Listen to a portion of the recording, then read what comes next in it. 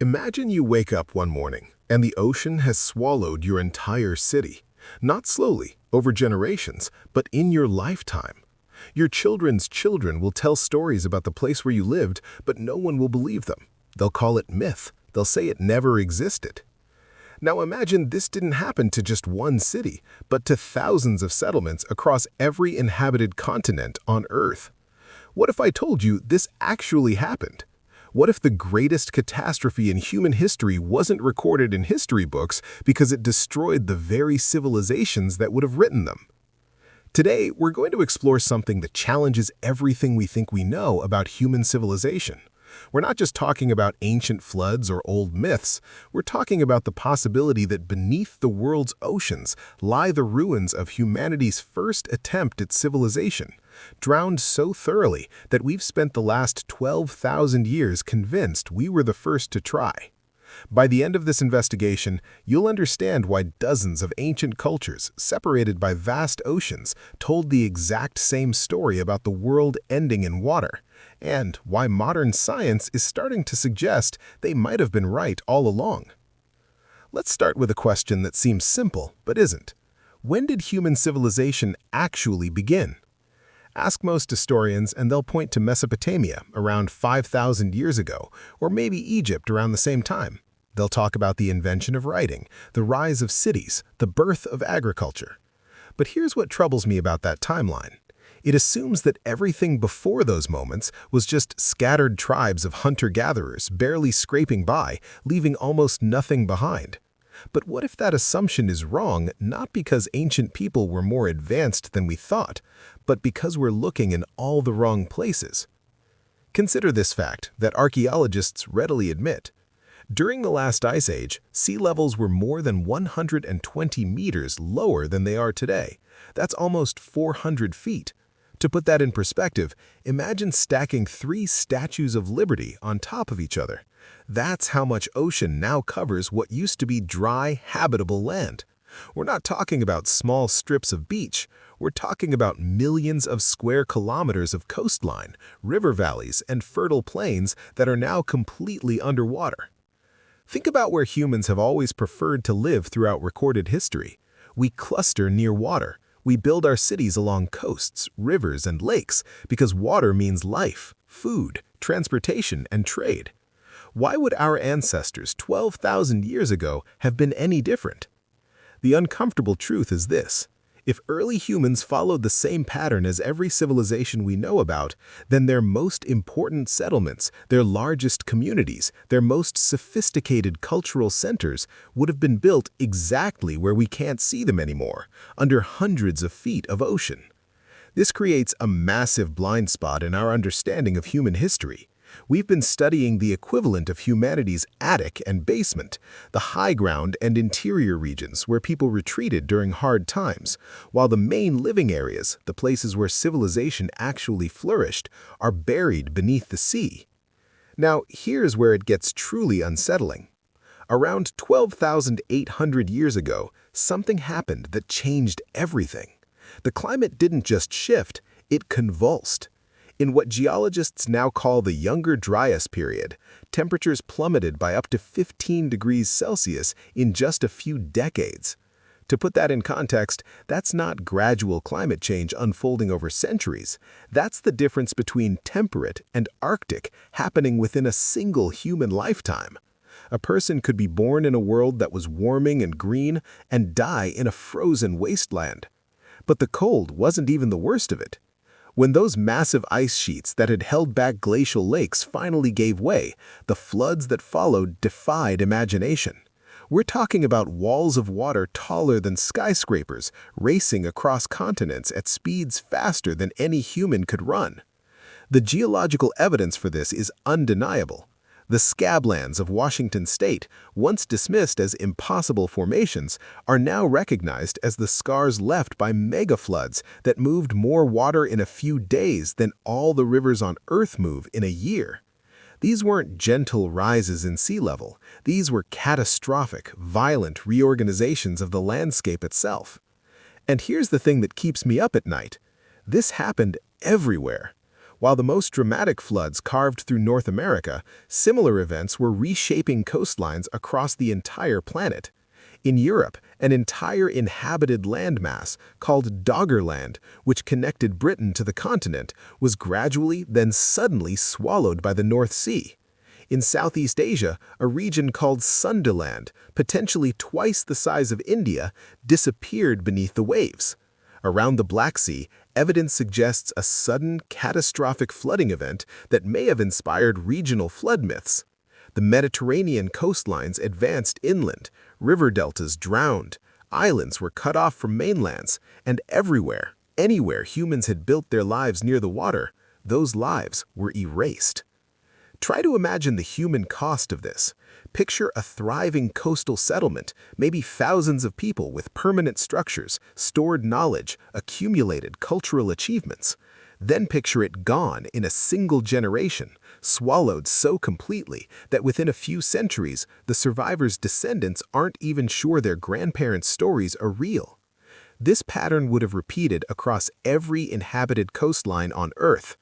The archaeological silence we see around 12,000 years ago isn't necessarily because humans weren't doing interesting things.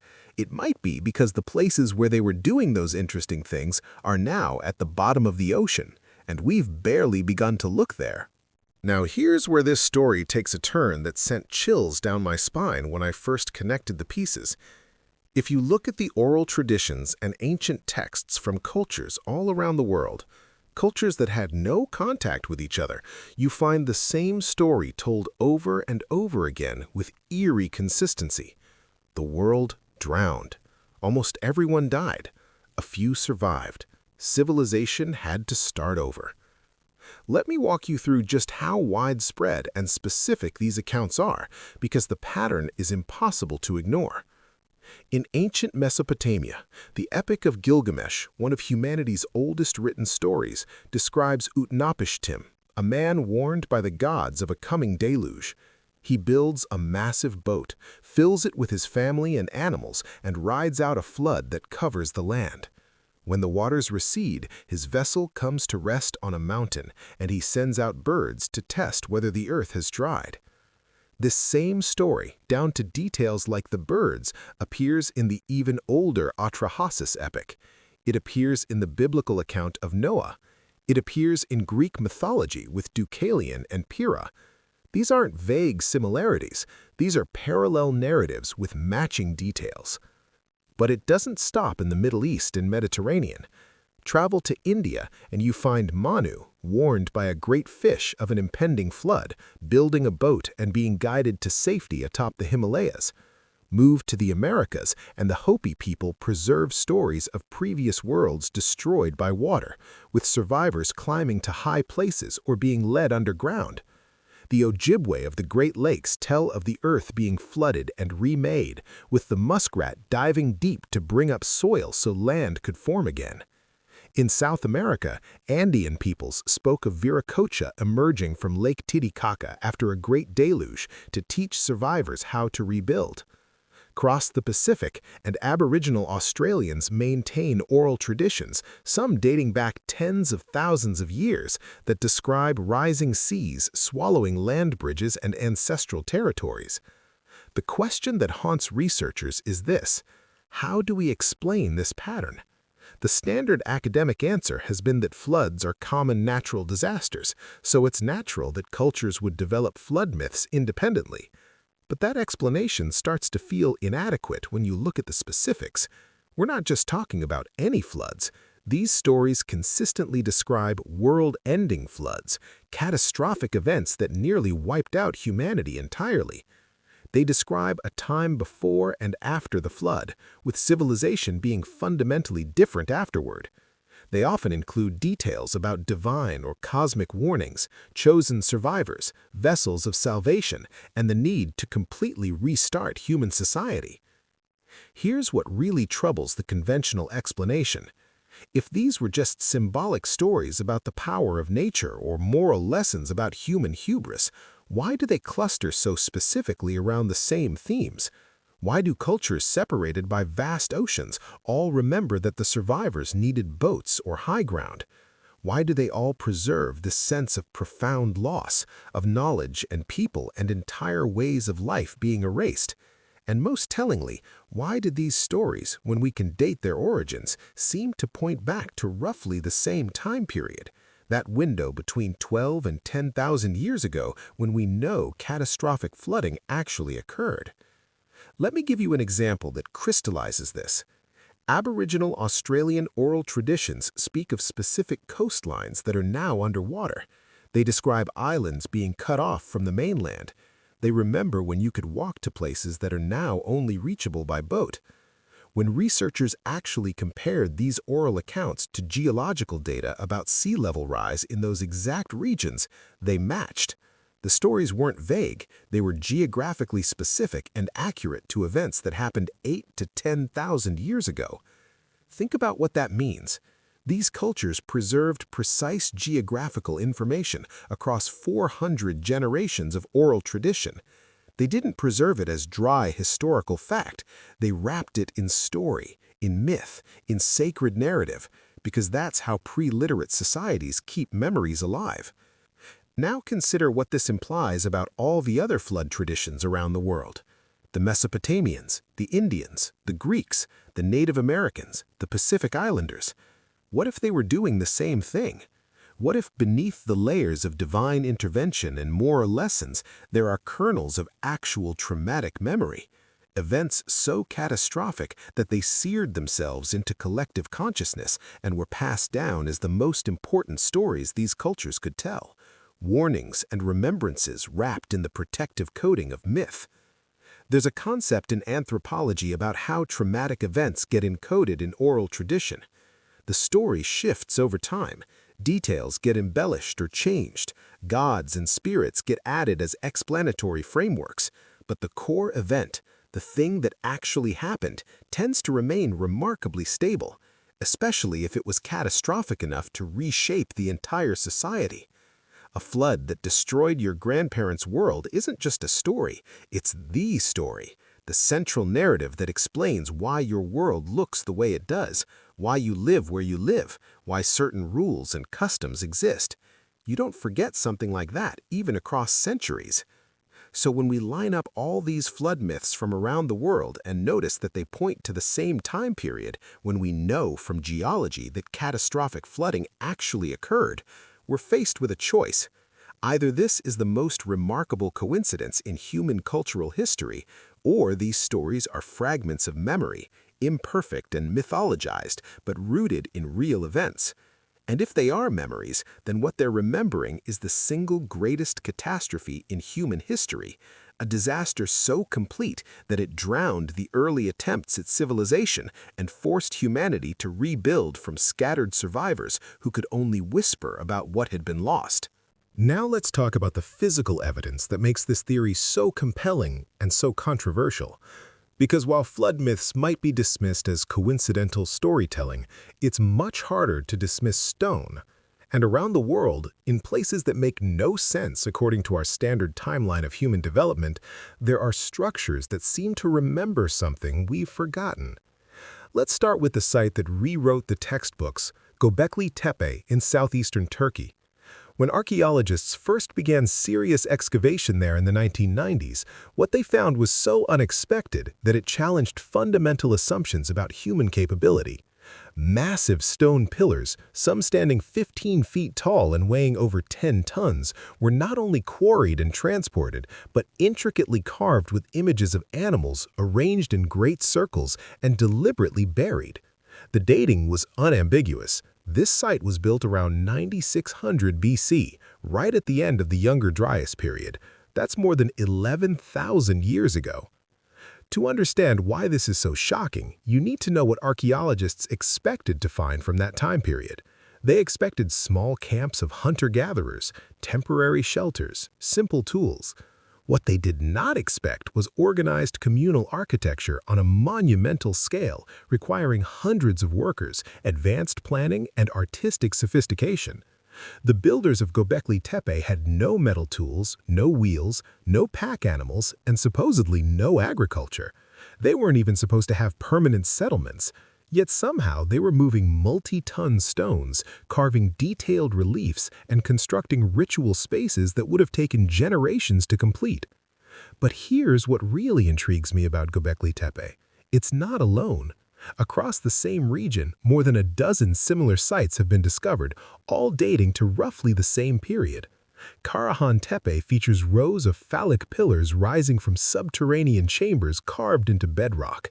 Other sites show the same T-shaped megalithic pillars, the same sophisticated iconography, the same evidence of organized labor. This wasn't an isolated anomaly. This was a cultural explosion, a network of communities all engaging in monumental construction during what should have been humanity's darkest hour, right after the Younger Dryas catastrophe. Now think about the timing. These structures appear almost immediately after a 1,000-year period of climate chaos and flooding.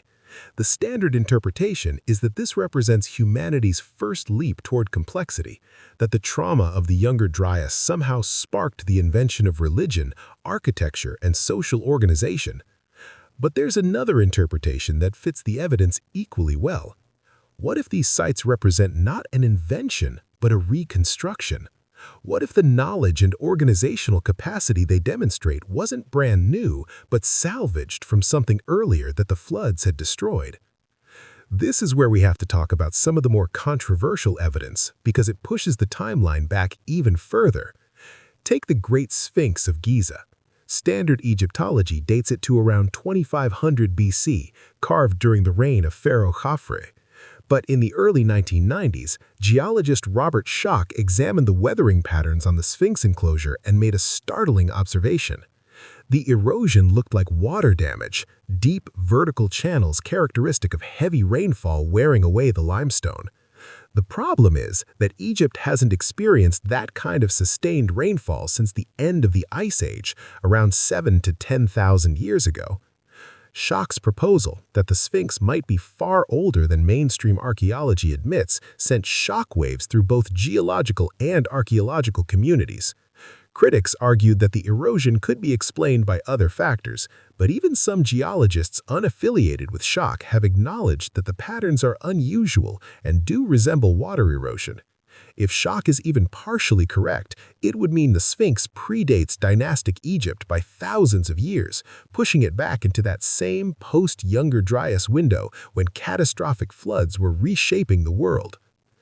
Now let's travel to South America, to the high altiplano of Bolivia, where the ruins of Tiahuanacu stand near Lake Titicaca. Here, we find massive blocks of andesite and sandstone, some weighing over 100 tons, fitted together with precision that rivals modern construction. The stones were quarried miles away and transported across rugged terrain using methods we still don't fully understand.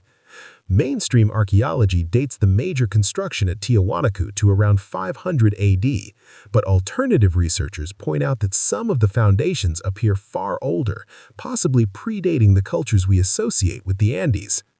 Similarly, at Sacsayhuaman above Cusco, Peru, we find cyclopean walls made of limestone blocks weighing up to 300 tons, shaped and fitted without mortar in ways that make the structures virtually earthquake-proof. The Inca themselves, who controlled the region when the Spanish arrived, claimed they did not build these foundations. They said they inherited them from earlier peoples whose origins had been forgotten. If the Inca, who built Machu Picchu and maintained one of the most sophisticated civilizations in pre-Columbian America, were themselves in awe of these structures, who built them and when? The pattern continues underwater, which is exactly where we'd expect to find evidence if coastal civilizations were drowned.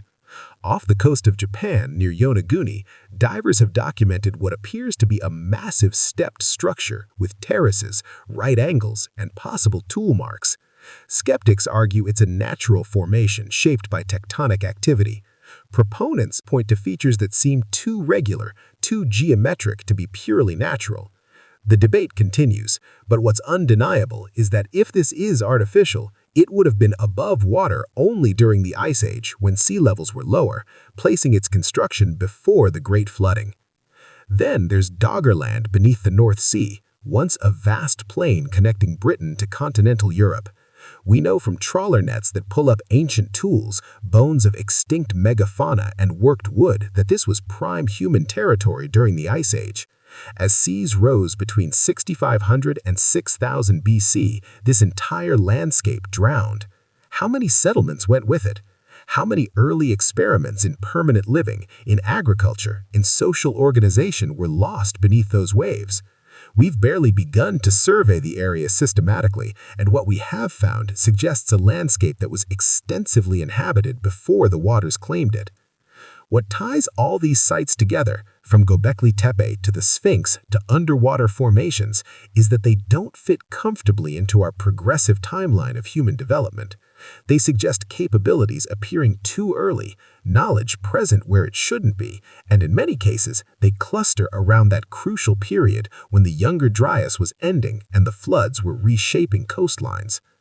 Either these are all extraordinary coincidences, or they're telling us something important about what we've lost.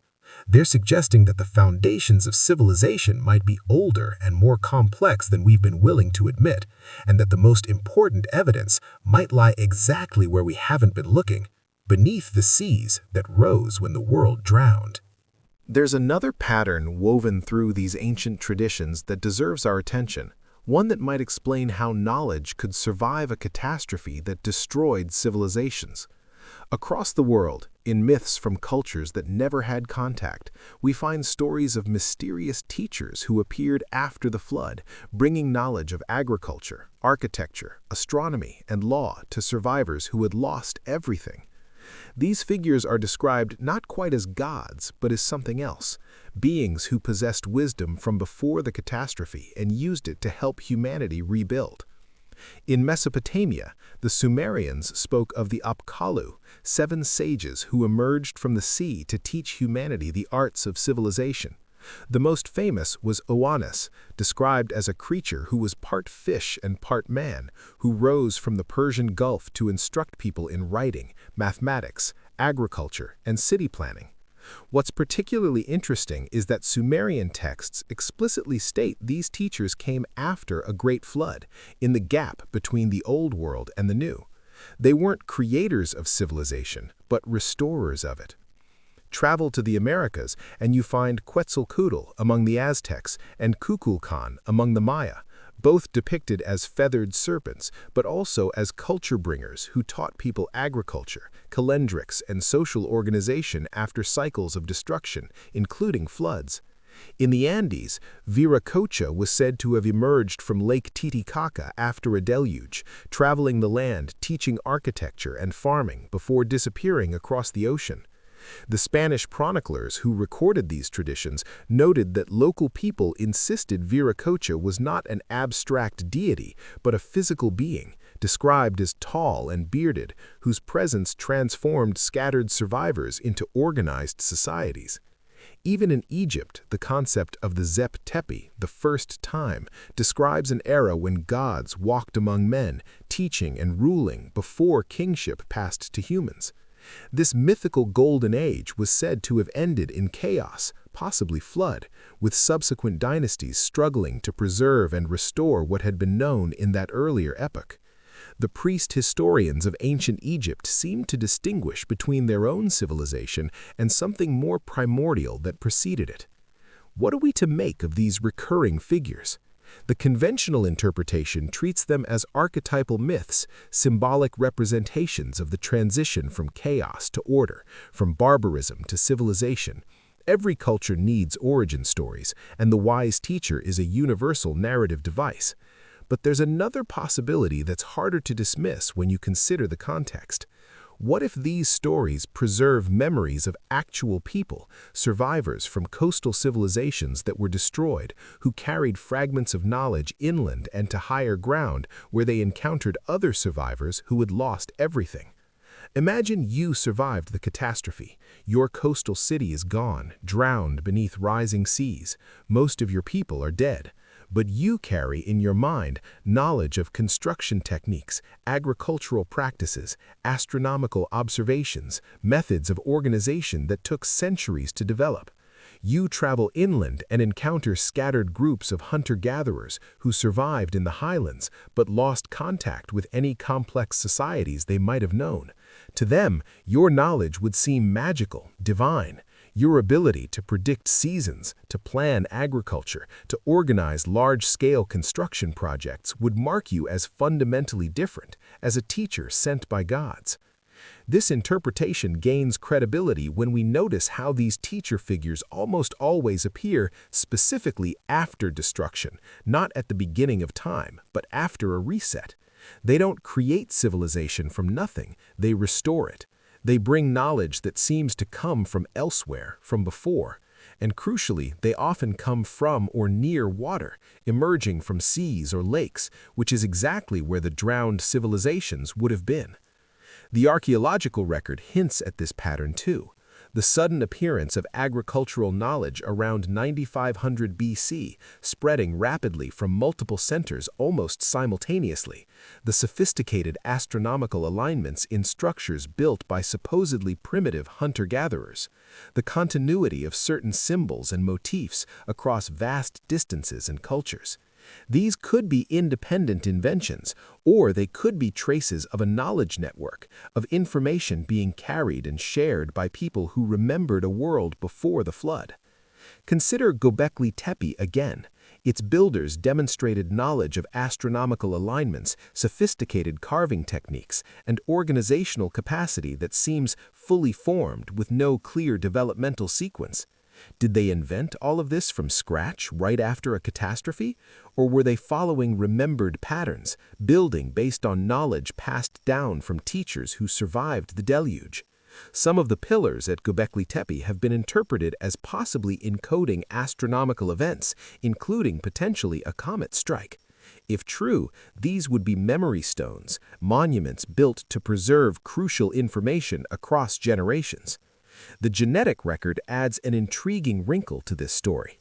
Studies of ancient DNA show population bottlenecks around the time of the Younger Dryas, moments when human genetic diversity contracted sharply, consistent with a major population reduction. The survivors of such a bottleneck would carry forward only a fraction of the genetic and cultural variation that existed before, but they would still carry forward something. And if among those survivors were people who possessed specialized knowledge, astronomer priests, architects, record keepers, they could become the teachers remembered in myth. What makes this possibility so tantalizing is that it's testable, at least in theory. If there were coastal civilizations that were drowned, we should eventually find their traces underwater. If knowledge was transferred by survivor populations, we should see evidence of advanced practices appearing suddenly in the archaeological record at inland sites. If the myths encode real memory, the details they preserve should align with what we know about the catastrophe from geology and archaeology. And increasingly, in all three areas, we are finding exactly those alignments. The teachers of myth might not have been gods or aliens or purely symbolic figures. They might have been us, the remnant of an earlier attempt at civilization, carrying forward what could be saved from the wreckage and planting those seeds in new ground where they could grow again. So where does all of this leave us? We've journeyed through geological catastrophe, through flood myths that span the globe, through monuments that challenge our timelines, and through stories of teachers who appeared when the world needed rebuilding. The picture that emerges is both humbling and profound. Human civilization might not have had one beginning, but several, with each attempt shaped by what came before and what was lost. The evidence, while controversial, points in a consistent direction. Around 12,800 years ago, the world underwent a catastrophic transformation. Whether triggered by cosmic impact, collapsing ice dams, or some combination of factors, the Younger Dryas brought 1,000 years of chaos. Temperatures plunged, glaciers advanced, and most devastatingly, massive floods reshaped coastlines across the entire planet. Sea levels rose more than 120 meters, swallowing millions of square kilometers of coastal land, where, if humans followed patterns they've maintained ever since, the largest and most sophisticated settlements would have been located. The archaeological record shows cultures vanishing during this period, megafauna going extinct, and then, right as the climate stabilizes, sudden appearances of advanced capabilities at sites like Göbekli Tepe. The genetic record shows population bottlenecks consistent with catastrophic loss, and the mythological record, preserved independently by cultures around the world, tells of floods that nearly destroyed humanity, of knowledge that had to be relearned, and of teachers who helped bridge the gap between what was lost and what could be rebuilt. What troubles mainstream archaeology about this narrative isn't the catastrophe itself. The Younger Dryas is established science, and the flooding is undeniable. What troubles them is the implication that before the flood, there might have been civilizations we know nothing about, societies complex enough that their destruction would echo through millennia of myth. It challenges the comfortable progressive narrative where civilization emerged linearly from simple to complex. It suggests instead that history might be cyclical, that we might not be humanity's first attempt at building complex societies, just the most recent one we can still remember. Here's what keeps me thinking about this. We've explored perhaps 5% of the ocean floor in detail. The vast majority of what drowned when seas rose 12,000 years ago has never been systematically surveyed. Every few years, divers and sonar scans find something new and puzzling underwater. The technology to explore these depths is better now than it's ever been. If there are ruins down there, cities and monuments from a pre-flood world, we might be on the verge of finding them. And if we do, it will fundamentally change how we understand human history. But even if we never find underwater cities, even if the ruins remain hidden or were ground away by time and tide, the patterns we've explored suggest we should at least consider the possibility. The flood myths are too consistent, too widespread, too specific to be mere coincidence. The sites that appeared right after the catastrophe demonstrate capabilities that seem to come from nowhere.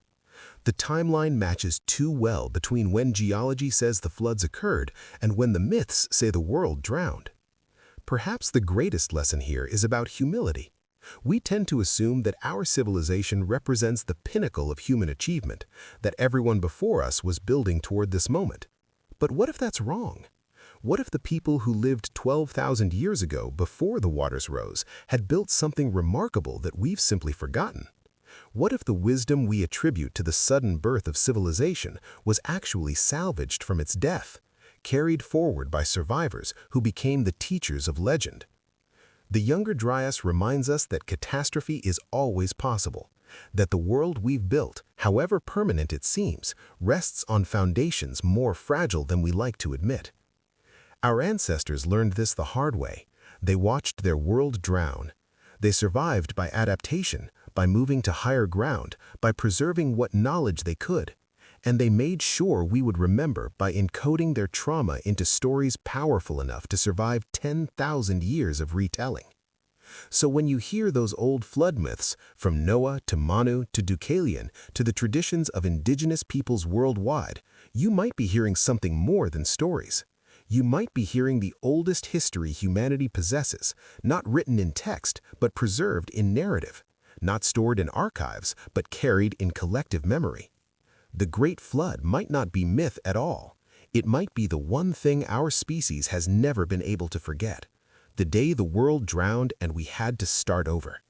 And if we listen carefully to what those stories are telling us, we might finally be ready to search for what the waters took, and perhaps, just perhaps, to find it again.